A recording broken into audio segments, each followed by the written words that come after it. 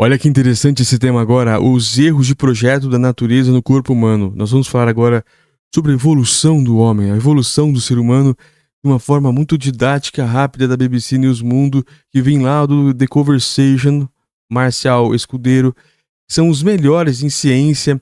Ele foi escrever em maio, mas ela foi revista em junho, e vai dizer o seguinte: olha como é legal esse artigo, como é legal. Você vai compartilhar se você gostar.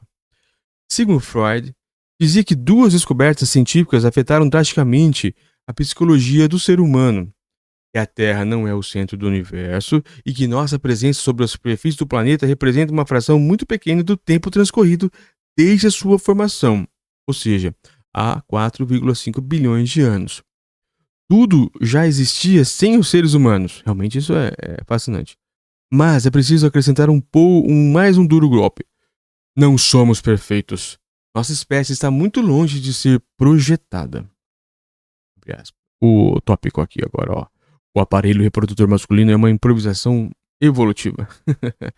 O aparelho reprodutor masculino é um claro exemplo de como somos mal projetados. Não parece muito inteligente nem ideal ter um órgão tão sensível totalmente exposto. Seria muito melhor tê-lo bem resguardado, como ocorre os pulmões e o coração. O problema é que os nossos gametas masculinos e espermatozoides não se desenvolvem incorretamente na temperatura do corpo humano, 36,5 graus. A solução para reduzir um pouco essa temperatura foi aquela que todos conhecemos. Muito bom. Vamos lá. Outros organismos que não são de sangue quente, como as rãs, têm os órgãos reprodutores masculinos bem resguardados e protegidos. E até alguns animais de sangue quente, como elefantes, eles estão bem guardados, sem que haja suposto prejuízo aos gametas masculinos. Dores nas costas. A coluna vertebral, sim, sem dúvida, é outro exemplo de como somos mal projetados. Quem nunca teve na vida ou mais um problema de coluna? Já conhece alguém? Nos demais mamíferos que caminham com as quatro patas, as vértebras são dispostas horizontalmente, ou de forma horizontal, formando um arco. Elas sustentam eficientemente o restante da estrutura corporal do animal. Mas, nos seres humanos, nossa condição de bípedes fez com que as nossas vértebras formassem literalmente uma coluna em disposição vertical, e essa disposição faz com que as vértebras inferiores precisem suportar um grande peso e forças diferentes. Por isso, os problemas lombares na nossa espécie são a regra, não a exceção. O ponto cego nos olhos. O olho humano é outro exemplo de confusão evolutiva. Nossa retina é coberta de fotorreceptores que captam as informações luminosas que o nervo óptico envia para o cérebro. O problema é que no ponto em que o nervo óptico cruza a retina, não há fotorreceptores, o que faz com que todos nós tenhamos um ponto cego em cada olho. Olha, eu não sabia disso, né? Este fato não ocorre em outras espécies, como similares aos nossos, como os polvos, por exemplo. Nos olhos do polvo, as fibras do nervo óptico ficam atrás da retina, por isso, elas não precisam atravessá-la em nenhum ponto em seu caminho até o cérebro. Por isso, os polvos, diferente de nós, não têm ponto cego. A garganta e a asfixia. Outro problema formidável dos erros de projeto do nosso corpo é a garganta humana.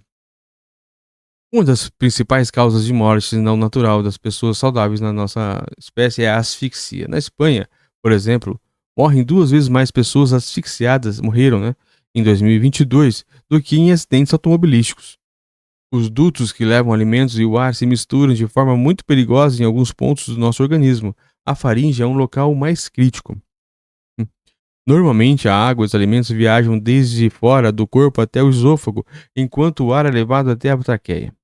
Mas, algumas vezes algo dá errado e os alimentos seguem para a traqueia, bloqueando o fluxo de ar. Isso pode trazer consequências como a morte por asfixia. Nós não somos bem projetados, por exemplo, para comer uvas em grande velocidade. É difícil. A expedição de Magalhães e a vitamina C.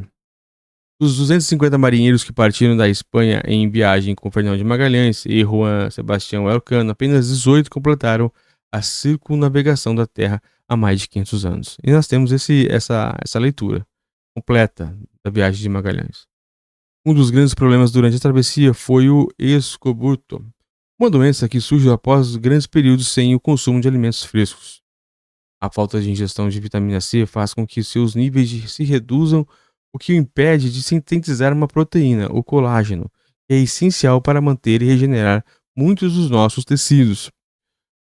Nosso organismo possui um mecanismo de síntese de vitamina C, mas incompleto. Isso significa que, porque não podemos produzi-la e precisamos consumir vitamina em alimentos frescos. Os gatos não têm essa necessidade porque são capazes de sintetizar sua própria vitamina C. Por isso, eles nunca sofrem de escoburto. Evolução. Estes são apenas alguns exemplos de projetos pouco inteligentes no nosso organismo, mas a lista é imensa. O canal do parto, a quantidade de ossos em pés relativamente pouco flexíveis, os mecanismos de coagulação do sangue, o deslocamento do cotovelo, o genoma humano, etc. Podemos aplicar muito bem a nossa espécie como resultado de processos evolutivos muito distantes de um projeto inteligente. No Homo sapiens atuaram as mesmas forças que a qualquer outra espécie existe ou que já existiu. A seleção natural, a deriva genética, mudanças genéticas em populações que ocorrem por ações do acaso e hibridização. Somos resultados de processos não determinísticos que ocorreram no passado, mas que poderiam não ter acontecido, e infelizmente não temos um papel relevante no processo evolutivo. Pelo contrário, nós somos, como tantas outras espécies, frutos do acaso. Marcial Escudeiro, professor titular do Departamento de Biologia Vegetal e Ecologia da Universidade de Sevilha, na Espanha. Muito legal, é bem diferente, né? Apesar de sermos seres inteligentes, graças ao nosso cérebro, nós temos partes do corpo que são bem vulneráveis e bem distintas de tudo mesmo. Esse foi a matéria do The Conversation, são os melhores mesmo.